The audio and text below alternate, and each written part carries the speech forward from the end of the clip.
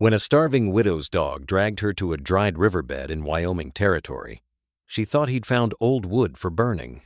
But as she dug through the dirt, her fingers hit something that made her blood freeze. An entire wagon train buried under tons of earth. 23 families gone. And from deep within the wreckage came a sound that shouldn't exist, a child crying. What she pulled from that hidden compartment wasn't just a traumatized 7-year-old boy who'd survived alone for months. He was clutching evidence that would expose the most powerful men in the territory. Men who'd murdered 90 innocent souls for gold. Men who were about to discover their only witness was still alive. Before we dive into the story, if you love tales of mystery, redemption, and the untold secrets of the American frontier, click the like button and subscribe to the channel so you never miss another incredible story. Drop a comment below telling us where you're watching from and what time it is there. We love connecting with viewers from around the world. Now let's continue with the story. The morning Bear started acting strange. Clara Henley was measuring out the last of her flour. 3 cups left, maybe 4 if she was careful. The Wyoming wind howled through the gaps in her cabin walls, carrying dust that settled on everything like a burial shroud. 6 months since Thomas died of fever, and each day the homestead felt more like a grave than a home. She'd sold the horse last month. The chickens were gone. All she had left was Bear, her husband's loyal shepherd mix, and even he was starting to look at her with worried eyes. That's when the dog began his frantic barking, pawing at the door with an urgency she'd never seen. Clara tried to ignore him, but Bear wouldn't stop. He grabbed her skirt in his teeth, pulling hard enough to tear the fabric. "What's gotten into you?" she demanded. But the dog's brown eyes held something beyond simple animal need. There was intelligence, there, purpose. Against her better judgment, Clara followed him into the rising dust storm. Bear led her down into Potter's Gulch, the dried riverbed that hadn't seen water in 3 years. The wind was picking up, throwing sand that stung like needles, when Bear stopped at a spot where the recent winds had carved away layers of earth. There, jutting from the embankment like a broken bone, was a wagon wheel. Clara's first thought was practical. Wood meant fire. Fire meant warmth. But as she began digging with her bare hands, she realized this wasn't just one abandoned wagon. The wheel connected to an axle, the axle to a wagon bed, and beyond that, through the carved-away earth, she could see another wagon, and another. An entire train of them, buried beneath tons of dirt and rock, hidden here for God knows how long. Her fingers found something solid in the first wagon. A strong box, iron-bound and locked, heavy enough that she could barely lift it. But that wasn't what made her blood run cold. From somewhere deeper in the buried caravan came a sound that shouldn't exist, faint but unmistakable, the sound of a child crying. Clara's hands bled as she tore at the packed earth, following that impossible sound. Bear dug beside her, his paws working furiously at the dirt. The crying had stopped, but she knew she hadn't imagined it. The dust storm was worsening, turning the sky the color of dried blood, but she couldn't stop now. Her fingers hit wood again, smoother than the wagon beds, deliberately crafted. A hidden compartment built into the floor of the third wagon, concealed beneath what had once been supply crates. The lid came away with a groan, and Clara's heart stopped. A boy stared up at her, no more than 7 years old, his eyes huge and a face covered with dirt and old tears. He was alive, somehow, impossibly alive. His clothes hung loose on a frame too thin, and his dark hair was matted with filth, but he was breathing. Around him lay empty tins of preserved food, bottles of water, blankets arranged into a nest. Someone had prepared this space for survival. Clara lifted him out gently, her mind racing with questions that had no sane answers. The boy didn't speak when she asked his name, didn't respond when she checked him for injuries. His eyes tracked her movements, intelligent and aware, but his mouth remained sealed, as if the words had been stolen from him. She wrapped him in her shawl and turned back to examine his hiding place. That's when she saw the journal. The leather-bound book was tucked beneath the blankets, pages filled with a woman's careful handwriting. The first entry was dated 3 months ago. 3 months. This wagon train had been buried for only 3 months, not years, as she'd assumed. The woman's words painted a picture of horror. They'd been a Cherokee relocation convoy, 23 families being moved to reservation land, carrying their compensation payment in government gold. Then came the ambush. Not raiders, not bandits. Men in military uniforms who knew exactly what they were carrying. The boy made a sound, just a whimper, and pointed at one particular passage. Clara read it aloud, her voice catching. "If anyone finds this, know that my son Samuel watched everything. I've taught him to survive in this compartment I built when I first suspected we were being followed. There's enough food for 6 months if he's careful. The men who did this wear badges and sit in judgment over others. The territorial judge himself gave the order. They plan to claim we never arrived, that we disappeared in the desert. The gold will line their pockets while our bodies rot, unnamed." Samuel, for that was clearly the boy's name, began to draw in the dirt floor with a stick. Quick, practiced movements that showed he'd been communicating this way for weeks. The image that emerged made Clara's stomach turn. Men with guns, standing over fallen bodies. A woman pushing a child into a box. The same woman lying still, afterward, her hand reaching toward where she'd hidden her son. Bear nudged the boy gently, and Samuel threw his arms around the dog's neck, sobbing silently.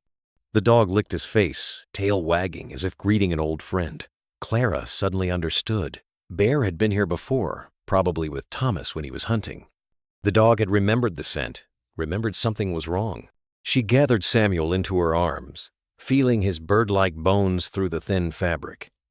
"You're safe now," she whispered, though she knew it was a lie. Anyone who'd murdered an entire wagon train wouldn't leave witnesses alive. That night, in Clara's cabin, Samuel filled page after page with drawings. Each sketch revealed another piece of the massacre, drawn with the terrible precision of a child who'd watched through a crack in his hiding place. Clara made him soup from her precious supplies, but he barely touched it, too focused on showing her the truth. His finger pointed to specific faces in his drawings, then to names in his mother's journal. Judge Blackwood, Marshall Henrison, Land Commissioner Walsh. Names she recognized. Men who controlled the territory's fate. The journal revealed more than just names. Samuel's mother, Rebecca Crowfeather, had been a teacher, educated back east before marrying into the Cherokee Nation. She'd suspected something was wrong from the beginning. The military escort had been too nervous, too eager to take specific routes away from settlements. She'd built the compartment over several nights, telling others it was for fragile supplies, while secretly teaching Samuel how to survive inside it. She'd packed it with food, water, even a small chamber pot. She'd known what was coming. Samuel drew another picture, this one showing his mother's final moments. She'd been arguing with a man in a fine coat, pointing at documents. The man had shot her himself. Clara recognized the coat from the drawing. She'd seen Judge Blackwood wear one just like it at Thomas's funeral, when he'd offered to buy her land for a fraction of its worth. She'd refused him then, thinking him merely opportunistic. Now she understood he'd been clearing the area of witnesses. The boy suddenly grabbed Clara's hand and led her to the window, pointing at the horizon. His meaning was clear. They'll come looking. The storm had exposed the wagons, and someone would notice. Clara's mind raced. She couldn't fight the most powerful men in the territory, but she couldn't abandon this child either. Samuel seemed to read her thoughts. He went to his pile of drawings and pulled out one she hadn't seen yet. It showed the strongbox she'd found, then an image of it opened, revealing not just gold, but documents, official papers with government seals. Together, they returned to the wagons in the pre-dawn darkness. Samuel knew exactly where to look, guiding Clara to a false bottom in the strongbox.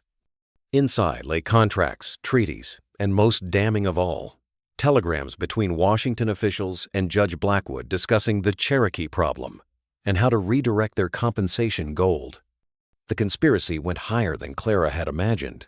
This wasn't just theft. It was sanctioned genocide, disguised as a tragic disappearance. Samuel found his voice for just a moment. 3 words that came out as a croak from months of silence. They killed everyone. Then he pressed something into Clara's hand. A small leather pouch his mother had sewn into his clothes. Inside was a collection of photographs, each one showing a Cherokee family from the wagon train, names carefully written on the back. 23 families, over 90 people, all buried here because powerful men wanted their gold. Bear suddenly growled, his hackles rising as he stared into the darkness beyond the gulch. Samuel's eyes went wide with recognition and fear. He grabbed Clara's hand and pulled her back toward the cabin, his drawings left scattered in the dirt. Someone was coming. Someone who knew exactly what they were looking for. Clara clutched the documents to her chest, finally understanding the weight of what she'd uncovered. She wasn't just protecting a traumatized child anymore. She was holding evidence of one of the worst crimes in the territory's history.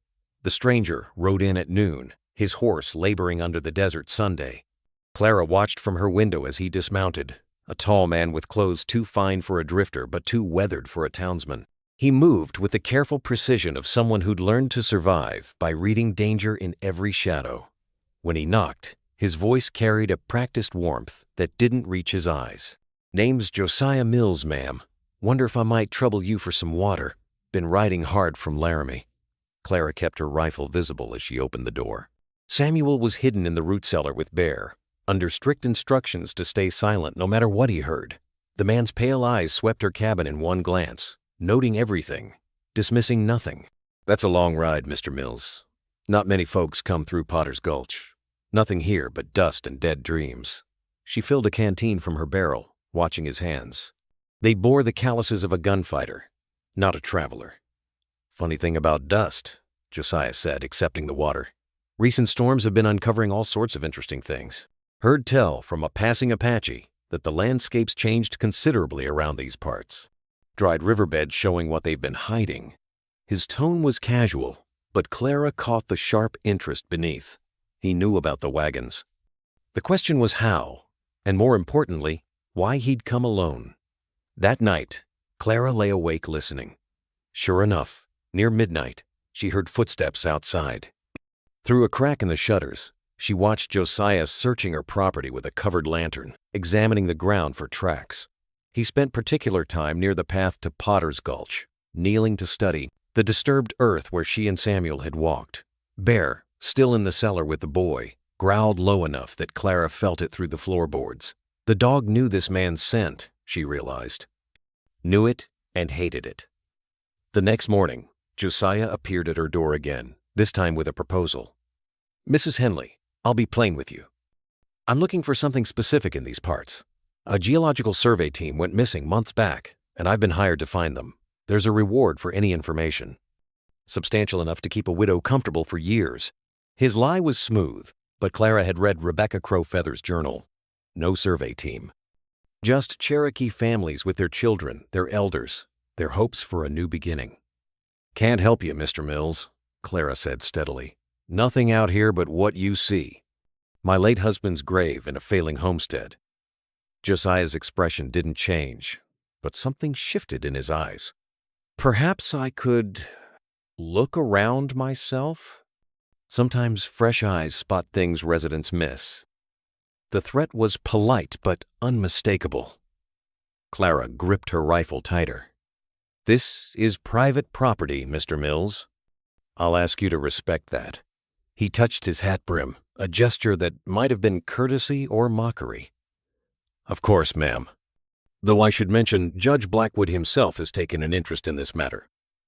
He's authorized me to be quite generous to helpful citizens, and quite thorough with those who might be hiding something."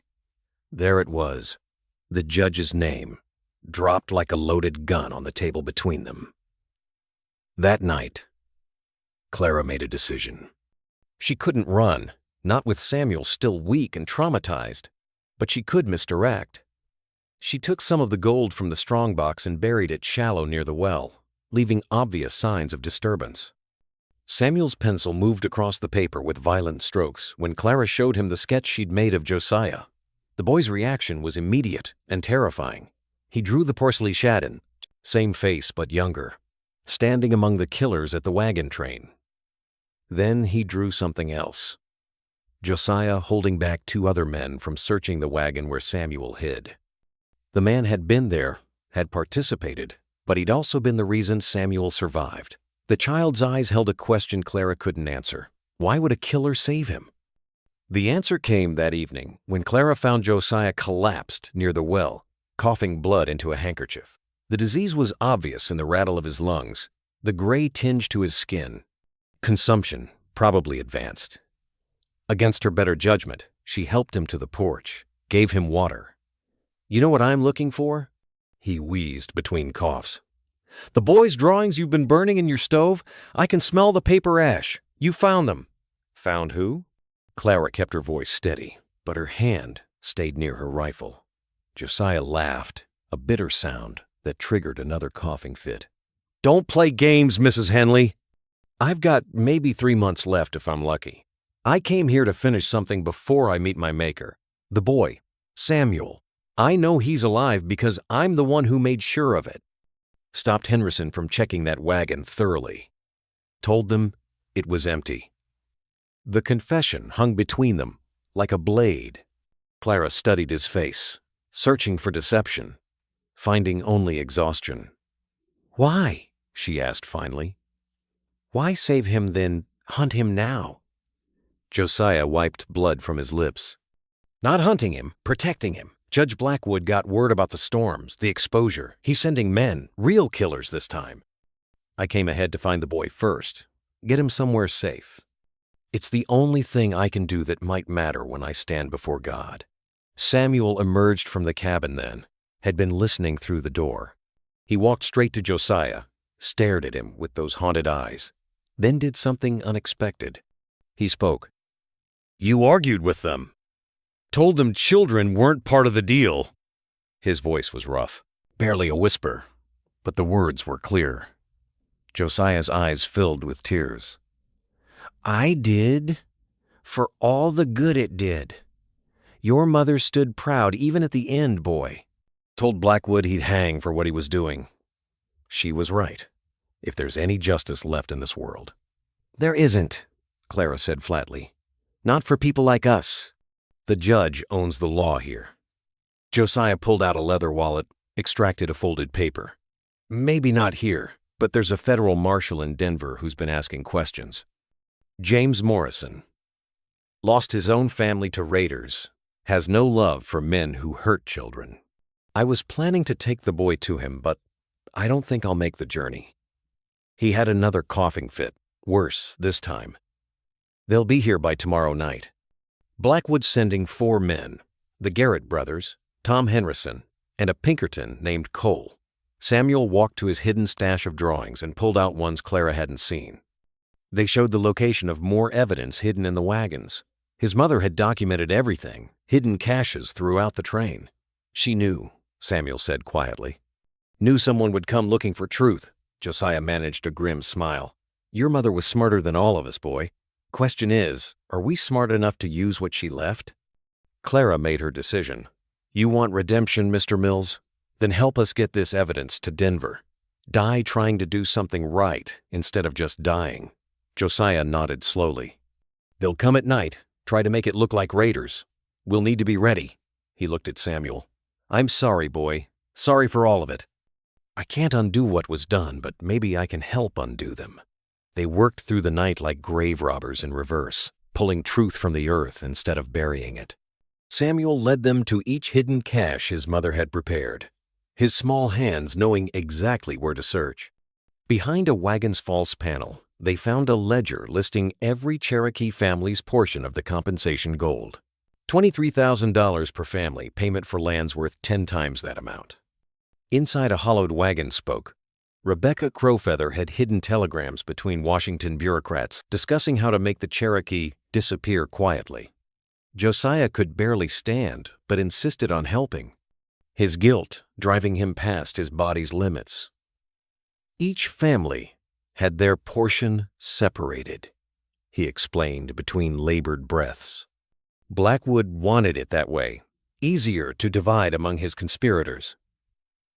"Your mother," he looked at Samuel. "She confronted him with these very documents. Said she'd sent copies to Washington.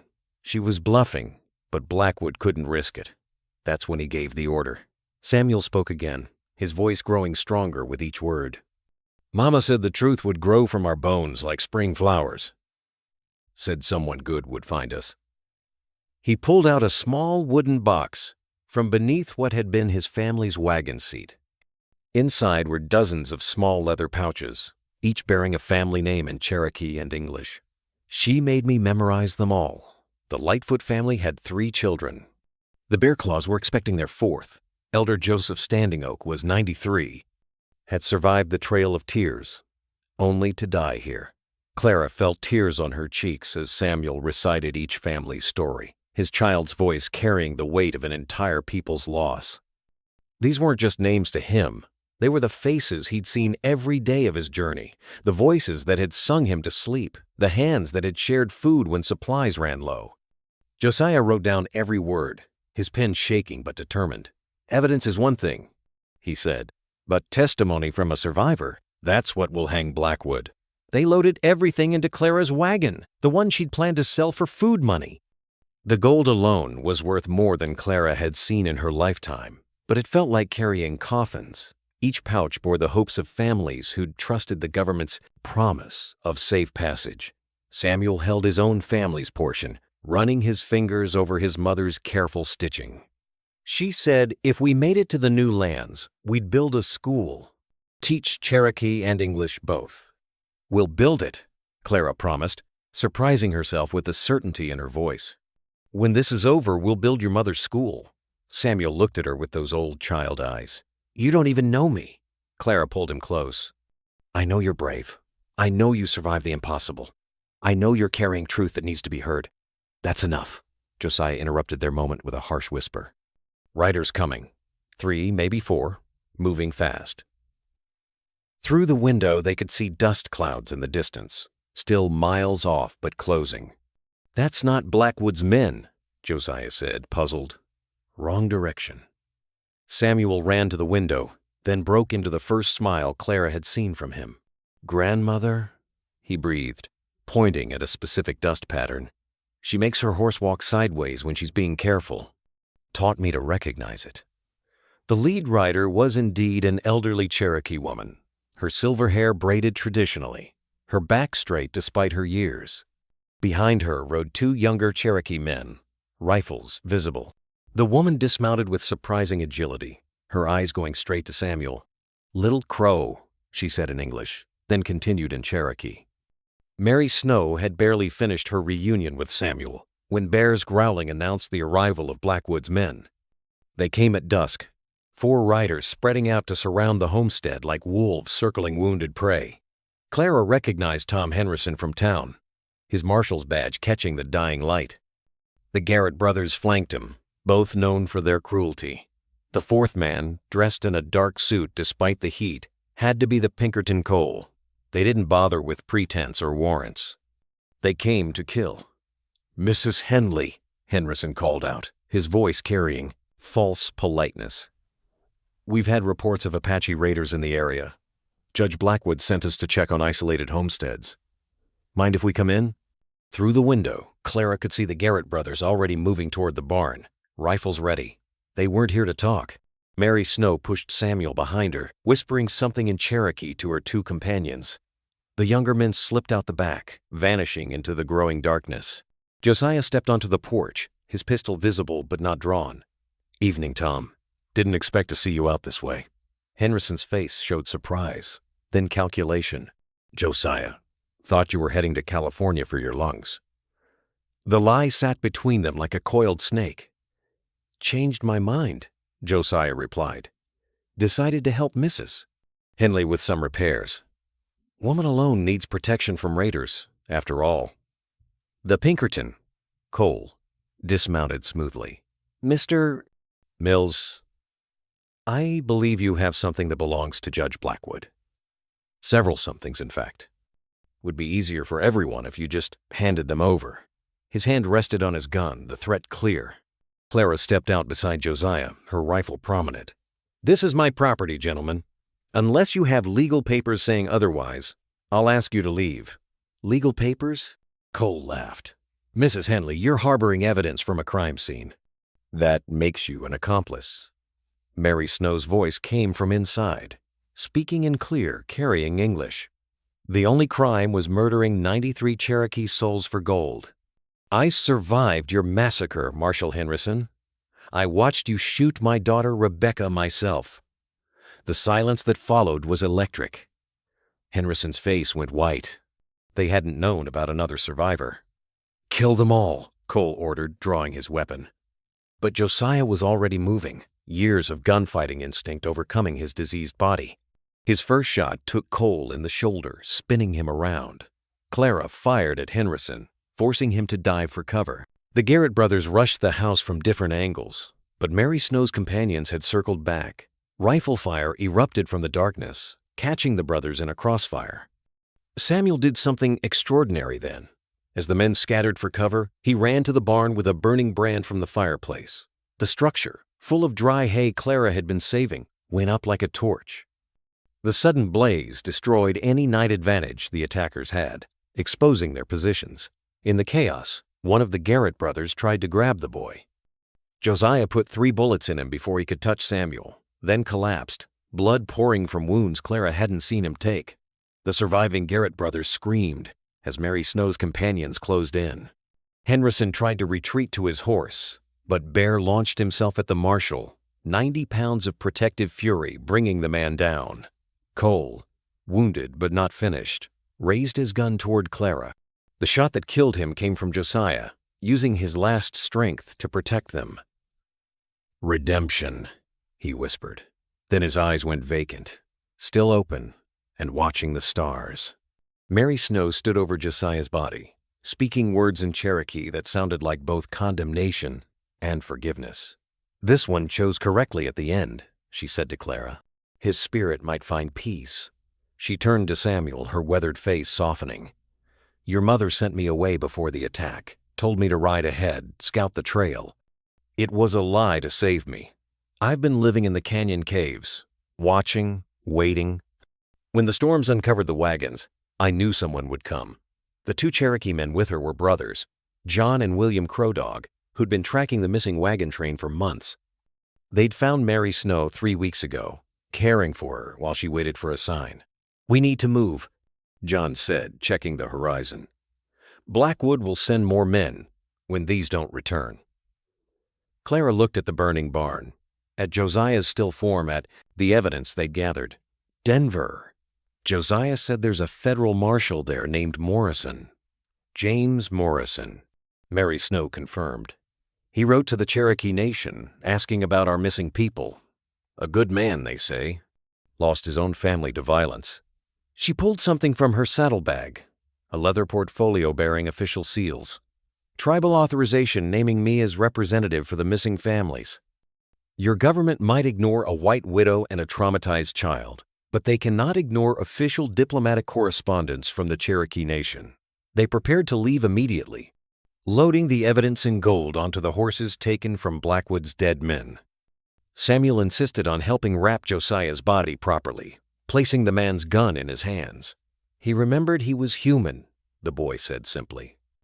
It was perhaps the kindest epitaph a killer could hope for. They buried him quickly, but with dignity, marking the grave with stones arranged in a cross. As they worked, Mary Snow examined the documents Clara had saved. Her face grew darker with each page. "This goes beyond theft," she said. "This was an attempt to erase us entirely. Make it seem we never existed, that the land payment never happened. Blackwood planned to claim the Cherokee never arrived, use it as excuse to seize more tribal land." She showed Clara a map with red marks. "Every water source, every defensible position between here and the reservation. He was planning a war." William Crow Dog brought news from his scouting. "Dust clouds to the south. Maybe 10 riders moving fast. We need to go now." They mounted quickly, Samuel riding with Clara. The evidence split between all the horses to prevent total loss if they were separated. Bear ran alongside, still limping from his fight with Henderson but refusing to be left behind. The dog had become Samuel's guardian, never leaving the boy's side. Mary Snow led them into the Badlands, through paths Clara hadn't known existed. "My people traveled these routes before your people drew their maps," she explained. "Blackwood's men will expect us to take the main road to Denver." We'll go through the mountains instead." "The journey would be harder but safer." Samuel spoke up, his voice growing more confident. "Mama taught me the stars. I can help navigate." Mary Snow smiled proudly. "Your mother lives in you, little crow." They rode through the night, stopping only to rest the horses. At dawn, from a high ridge, they could see Blackwood's search parties spread across the valley below, hunting the wrong trails. Denver was still 3 days away, but for the first time, Clara believed they might make it. Samuel had started humming a Cherokee melody his grandmother taught him. The federal courthouse in Denver stood like a fortress of justice, but Clara knew better than to trust in stone and law. They'd been hidden in Marshal Morrison's protection for 2 days while he verified their evidence, and today Judge Blackwood himself had arrived with his lawyers, claiming the entire story was fabricated by a delusional widow and a traumatized child. The courtroom was packed, reporters from as far as Chicago cramming in to witness what they sensed would be explosive testimony. Judge Blackwood looked smaller than Clara remembered, sitting at the defendant's table in his expensive suit, but his eyes still held the cold calculation of a predator. He'd tried to have them killed twice more since their arrival, once with poison in their hotel food that Bear had detected, once with hired guns who'd been caught by Morrison's deputies. Each attempt only strengthened their case, but Clara knew Blackwood had more tactics to try. Men like him didn't give up power easily. Samuel sat between Clara and Mary Snow, dressed in a new suit Morrison had bought him, but wearing his mother's turquoise necklace visible over the collar. When called to testify, he walked to the witness stand with remarkable composure for a 7-year-old who'd witnessed massacre. The federal prosecutor, a stern woman named Catherine Hayes, spoke gently. "Samuel, can you tell us what you saw that day?" The courtroom held its breath as the boy who'd been silent for months began to speak. His testimony was devastating in its clarity. He named each family, described their faces, their last moments. He identified Blackwood from across the room, pointing directly at him. "That man shot my mother himself. She was holding the papers, showing him the telegrams from Washington. He said dead Indians tell no tales," then pulled the trigger. Blackwood's lawyer objected, called it coached testimony, but Samuel responded by reciting details no one could have taught him. The color of his mother's dress, the song the elder Joseph Standing Oak was humming, the way the baby in the Lightfoot wagon had been crying.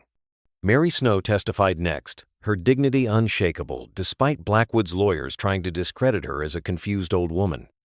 She produced documentation the lawyers hadn't expected, correspondence between Cherokee leaders and Washington officials confirming the wagon train's existence, its route, its cargo.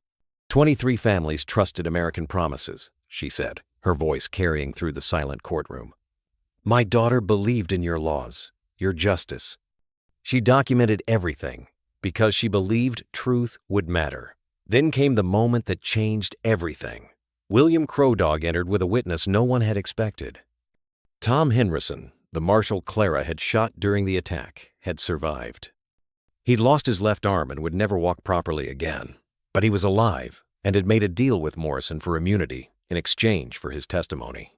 He took the stand pale and shaking, whether from his injuries or fear was unclear. "Judge Blackwood organized everything," Henrison said, his voice barely above a whisper. "Promised us 20,000 each from the Cherokee gold. Said the government wanted them gone but couldn't do it officially. Said we were patriots."